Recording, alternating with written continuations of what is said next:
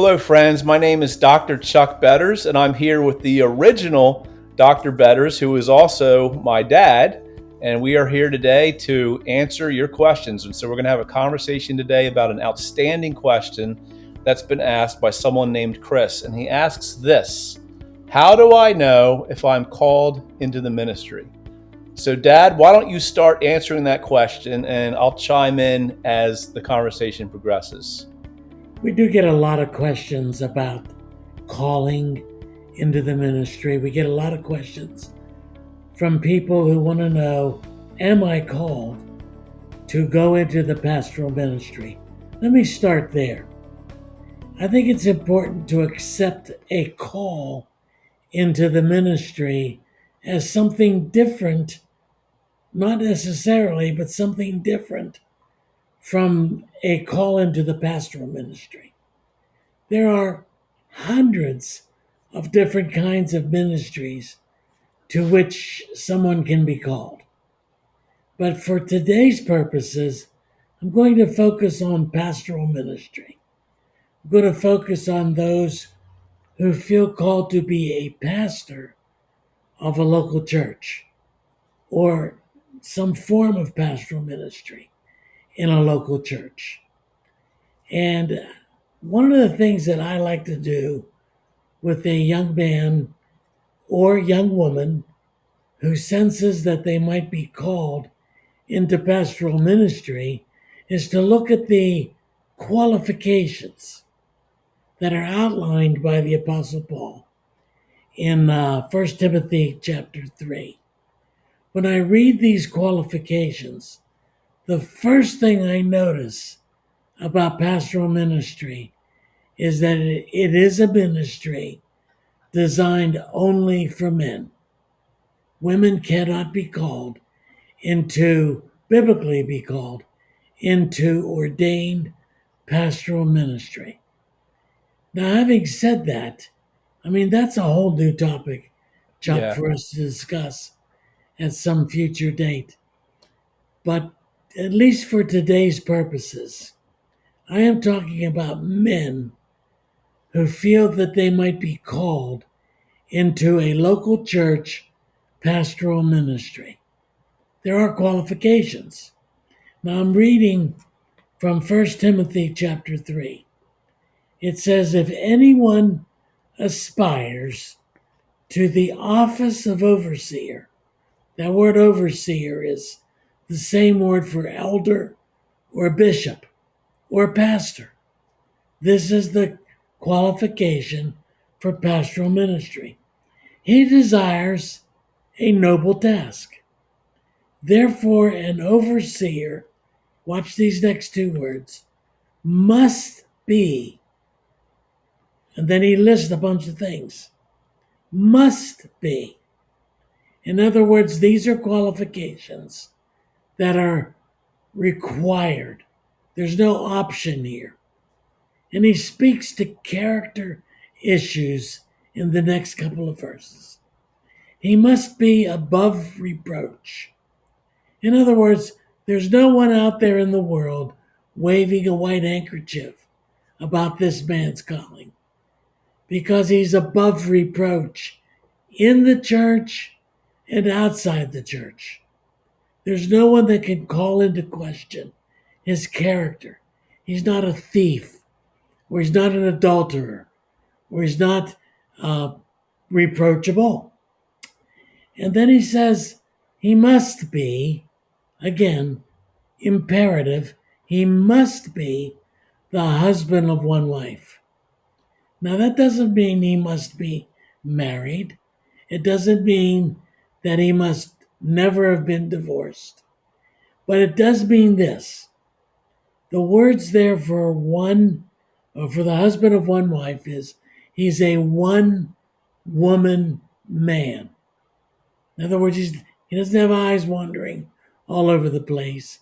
He doesn't have desires for someone outside of his marriage. He is focused on one woman, one lifetime, one marriage, and if he's not married, he is character-wise a one-woman man. No wandering eyes here. No, I wish I had a different person from my wife. None of that is here. This is a character quality that's imperative. A one woman man. Then there are some internal characteristics that speak of emotional stability, sober minded, self controlled. That's not only your passions and how you think, but self controlled in how you act. Respectable, meaning not only do others respect you, but you respect others. Mm. You have a character quality that shows respectfulness. Hospitable, that means to entertain the stranger. People not like you, people that are unlike you, people that are outside your comfort zone. You are inviting them in to your circle of ministry. Able to teach. Two things here. Not only is he able to instruct others, which requires training, which requires a search of the scriptures to learn the scriptures, but teachable. In other words, it's a character quality that cuts both ways. You're able to teach others, which means you're resourced, and teachable, which means you're constantly learning. Not a drunkard, not violent, but gentle, not quarrelsome. These are all character qualities that speak of a stability of your character that is reflected in how you live your life. Not a lover of money. He must manage his own household well, with all dignity, keeping his children in submission. For if someone does not know how to manage his own household, how will he take care of God's church? He must not be a recent convert, or he may become puffed up and conceited and fall into the snares of the devil. So, Chuck, I hope you catch the quality of character qualities here, the spirit of the character qualities that Paul is outlining. When I read these very carefully, I think to myself, who is qualified? Yeah, me With too. these character qualities, who is qualified to serve? And I think Paul is doing this intentionally because he wants to convey the seriousness of the calling to pastoral ministry. You're messing with people's lives. Hmm. You're messing with, and if you don't have your life in order, how do you expect you're going to get their lives into some sort of biblical order? So I call this the internal call. This is the call to character. Hmm. And these are character qualities that are non-negotiable. That's one of the reasons why when a man comes to me and wants to know whether or not he's called, that I really do try to talk him out of it Right. because these qualities are so stiff, they're so imperative that a man has to take inventory. He has to sit down and say, am I qualified to mess with another man's life, another woman's life, another child's life? Am I qualified to mess with their lives when I am so unqualified in my own life? Now, that is what we call the internal call. You hear the still small voice of the Spirit who marks your life with discontent, dis-ease. You look at your calling as a professor or a teacher or a nurse or a doctor, and you say, this just isn't cutting it. My purpose is not fulfilled here. God is calling me to something more. And men will look at the ministry as that something more. That's why the internal call, these character qualities, need to be balanced by what we call the external call. In other words, what do people around you who know you best say about your calling to be a pastor? Do you have the gifts that are necessary? Do you have the preaching skills? Do you have the temperament skills? Do you have the discipline skills? Have you proven that in the context of ministry? Have others been able to see you at work in pastoral ministry, in other forms of pastoral ministry, serving the local church? When you put the external call together with the internal call, then you begin to feel and sense whether or not the Holy Spirit is calling you to pastoral ministry. Now, one more comment on this, and then we'll move on. If you can do something else and be happy doing it, if you can explore another aspect of ministry, and I call it ministry because God needs doctors, God needs lawyers, God needs teachers, not just pastors. He needs people to accept their calling in every aspect of life. If you can do that and be happy doing it, then I say do that. Mm-hmm. Skip the pastoral ministry. It's hard work. It requires a very specialized internal and external call. Gifts of the Spirit are to bring you joy. In fact, the word for gift is charismata. And that word, the root word of that, is char, which means joy. It's also the root word for charis, which means grace. So you practice your gift by the grace of God that gives you greatest joy. And that doesn't necessarily have to be a call into pastoral ministry.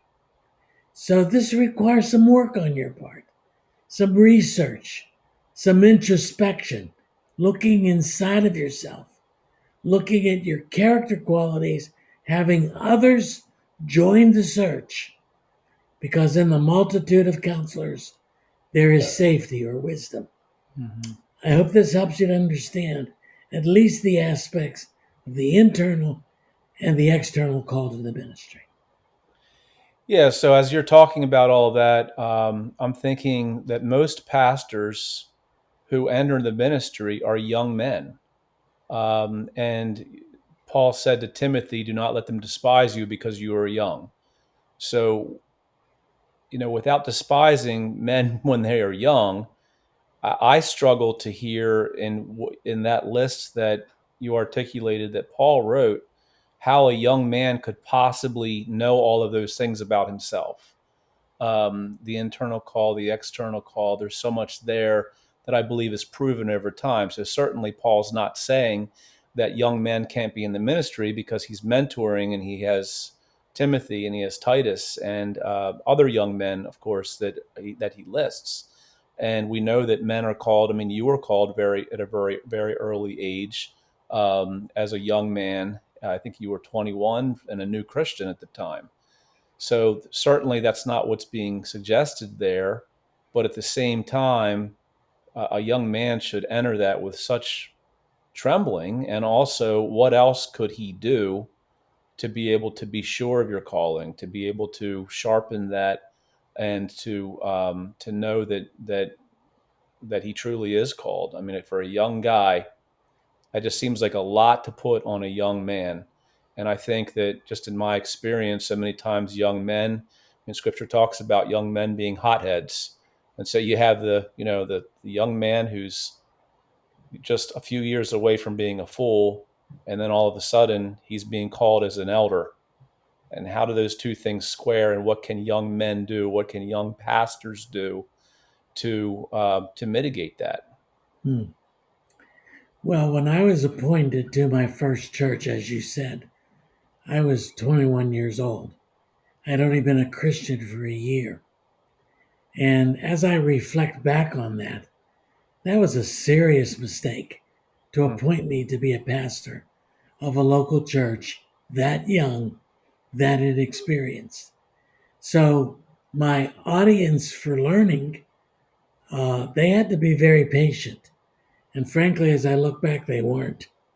And I don't blame them because there was a lot I did not know that honestly I should have learned before I accepted a call into the pastoral ministry. The district superintendent who appointed me honestly should have known better than to appoint a young man to such a big calling when he had no experience. So I had to do my learning, cut my teeth, so to speak, on people that long term I may have hurt rather than helped. Hmm. And I look back on my acceptance of that call, and I did have to learn fast. Now, prior to going into my first pastorate, I preached a lot of sermons while I was in college. And so I was able to cut my teeth on preaching early because I was preaching two, three, four times a week when I was in college and learning the art of preaching in an environment that was relatively safe. So I would encourage a young man not to become a pastor when he's that young. Maybe he could become a staff member. Maybe he could become a volunteer in a local church, do more elder type work, do more counseling type work, learning as he's going. That's why I believe in training. A man needs to go to seminary. He needs to learn in 3 or 4 years. Now, I was doing that while I was pastoring the church, and I was involved with other young pastors, and it was iron sharpening iron. So, this minimized any risk to the congregation, but it didn't take away the risks. It just minimized them to have an environment in seminary and friendships with other pastors that was very helpful. So I think it's a very risky thing to put a young man into a position of a sole pastorate when he's only 21, 22 years old. Now, having said that, one of the things that I've noticed with seminary graduates, now this is not to be said of every seminary graduate, but many of them, they come out of seminary thinking they know it all, thinking they can do better than the pastor of their local church, finding criticism with how he's doing things. Young pastors tend to be conceited. That's why one of the qualifications of an elder is that he's not a recent convert, lest he becomes conceited. Now, I think when he's talking about a recent convert, he's talking about a newer Christian, or even going as far as to say newer in the sense of pastoral ministry. Because I got to tell you, Chuck, those guys, many of them coming out of seminary, they really, some of them do reflect a spirit of conceit that comes across as anything but humble. So, yeah, I know that most guys go into the ministry when they're younger, and there are risks to that. Maybe that's why today those younger guys have grown up and they're causing havoc in their local churches. They're causing great division because they weren't properly trained. Now, you don't just turn your collar around and say, I'm a pastor. You don't just ordain yourself. Others have to do that. The local church has to do that. The denomination has to do that. Other elders have to do that. There has to be a multitude of people that affirm your calling. Mm-hmm. Then and only then can you legitimately say, I am called into pastoral ministry. And you talk a lot, you said the word risk many times in there, and I never really thought of it that way about how risky it is to the congregants, to the people, to the sheep, when the pastor isn't doing those things that Paul lists, that where the character isn't there, or if they're not trained, if they're not ready, and if you use the word risk, that it's risky. that it's risky to them. And I just thought that was interesting. I've thought before about how, you would never have a doctor, a medical doctor, operate on you, right? Who wasn't trained, who wasn't trained to use the knife. You wouldn't ever listen to advice from a medical doctor, or a contractor in your home who wasn't trained, who didn't have that background. But it seems to me that so many times we will ordain men who don't have that training. It's almost like it's in vogue to say, "Well, I didn't go to seminary," and just to, you know, but I can preach, or I can do whatever. And I just think it's just so important to have that training, to have that background. So with that, I know you had a unique training in seminary that most men probably don't get today. What are some of the things, who are some of the professors that you had that trained you and taught you, and how has that affected you? How did that impact your ministry? And how is that missing in today's pastor? I was raised in the 60s, and during the 60s, there was a real uh, demeanor or spirit amongst pastors and preachers who mocked education. Hmm. It was it was the uh, it was the big thing not to go to seminary. Even in the 60s, Seminary was like that. considered to be anathema. Hmm. Education was laughed at and scorned. So when guys were talking about the need to go to seminary, many of the pastors were downplaying that. Hmm. And so when I finally did go to seminary at a young age, I was on the defensive looking for these liberal teachers, these liberal professors who were going to try to destroy my faith. And Chuck, that's exactly what I got. Hmm. I got an Old Testament professor and a New Testament professor who were heads of their departments during my seminary days, who denied the virgin birth, denied the miraculous, even went as far as to deny the deity of Christ. Hmm. They certainly denied the resurrection. They preached a late date of authorship for the scriptures, which meant that the scriptures were redacted and written much later to incorporate the beliefs that just were not true, that the Christians wanted to believe. That's the seminary I was raised in. Hmm. During the 60s, most of the seminaries were raising their students that way. And we turned out a crop of theological idiots, people who were just not qualified to preach the true gospel.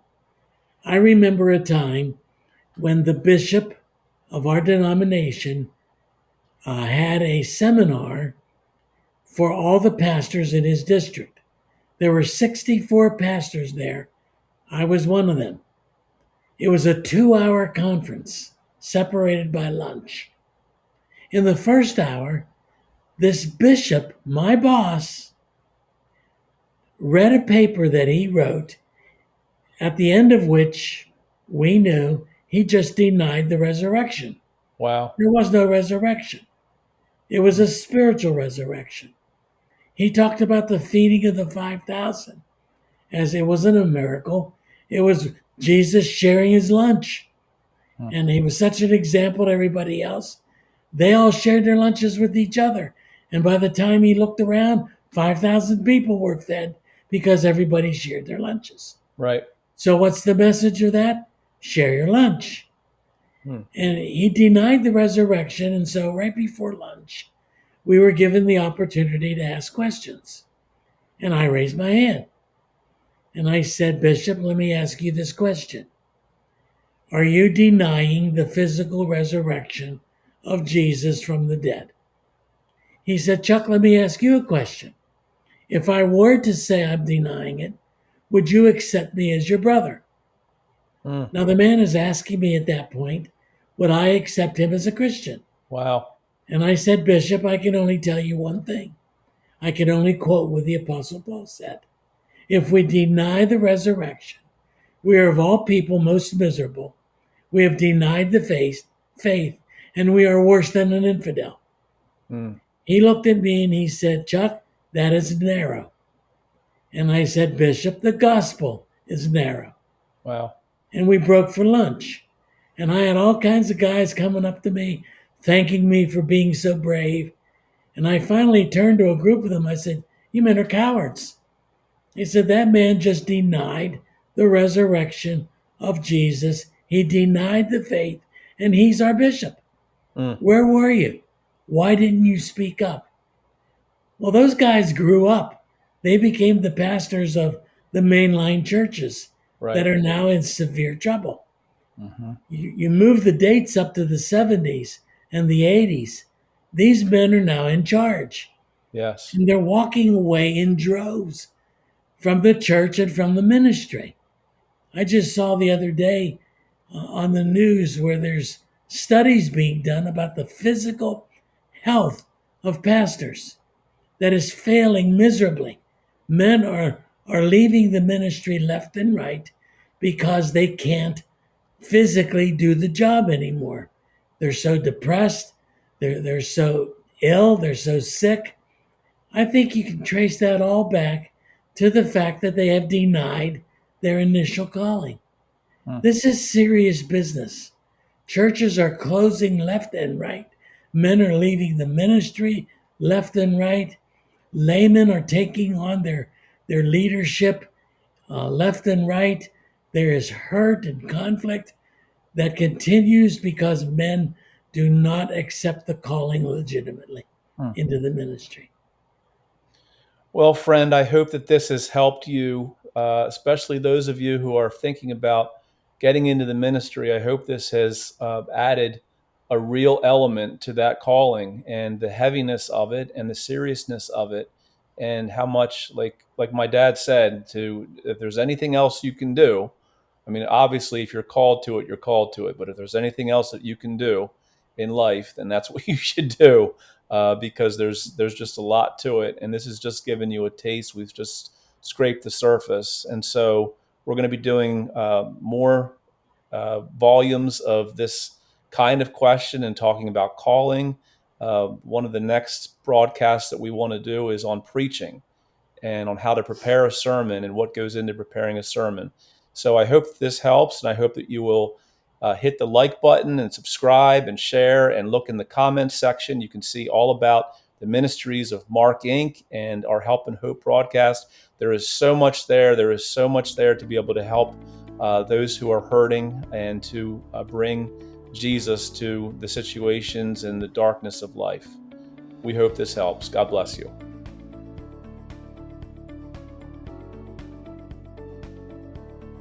Hello, my name is Danielle Cantler, team member here at MARKINC Ministries. Thank you so much for your continued support of this video series. Ask Dr. Betters is not meant to be a substitute for professional counseling, but instead is designed to extract the biblical principles around the questions being asked. We encourage you to seek professional counseling if needed. Professional counselors are ready to assist you at Anchored Hope Biblical Counseling. See the links below for more information on Anchored Hope and all of the free resources we offer here at MARKINC Ministries. Thank you for watching, and welcome to the MARKINC family.